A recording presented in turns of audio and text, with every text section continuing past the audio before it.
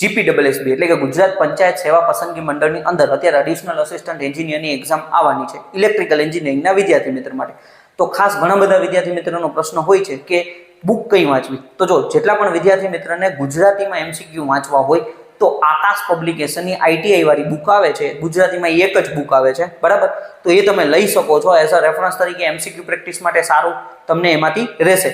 7500 કરતાં પણ વધારે તમને એની અંદર એમસીક્યુ છે ને એકદમ બેઝિક લેવલનું બધું એમાં એમસીક્યુ આપેલા છે, બરાબર. પણ આ એક બુક છે એ તમારા માટે સફિશિયન્ટ નથી, એટલે એના માટે તમારે એક તો આરકે રાજપૂત અથવા વીકે મહેતા આ બે બુક તમારે કવર કરવી પડશે. અને હું તો એમ કહું છું કે ભાઈ કોઈ પણ બુકને તમે કવર તો કરો જ, બરાબર. કોઈ એક બુક પકડીને 2-3 વખત એને રિવિઝન કરો, પણ સૌથી મહત્વની વસ્તુ જે જૂના પેપર, હવે જીપીડબલ્યુએસબી છે એ પહેલી વખત એક્ઝામ લઈ છે હવે, બરાબર, એડિશનલ અસિસ્ટન્ટ એન્જિનિયર ઇલેક્ટ્રિકલ માટે. પણ જીટ્રિપલએસબી જે છે તો એના આપણે જૂના એડિશનલ અસિસ્ટન્ટના પેપર છે એ રેફરન્સ તરીકે લઈ શકીએ છીએ.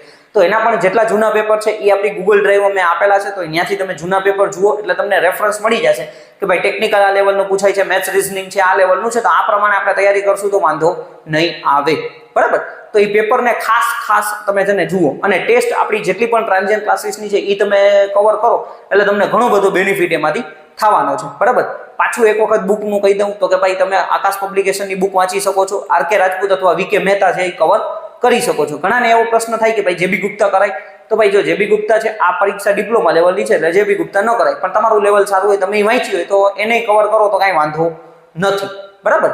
અને ખાસ જૂના પેપર જુઓ અને ટ્રાન્ઝિયન્ટ ક્લાસીસની ગૂગલ ડ્રાઈવ વાળી ટેસ્ટ આપો. ટ્રાન્ઝિયન્ટ ક્લાસીસ એપ્લિકેશનમાં પણ ટેસ્ટ છે એ પણ તમે આપી શકો છો, ઓકે. બાકી કાંઈ પણ ક્વેશ્ચન હોય કમેન્ટ કરી શકો છો, પર્સનલમાં મેસેજ કરી શકો છો. Thank you friends.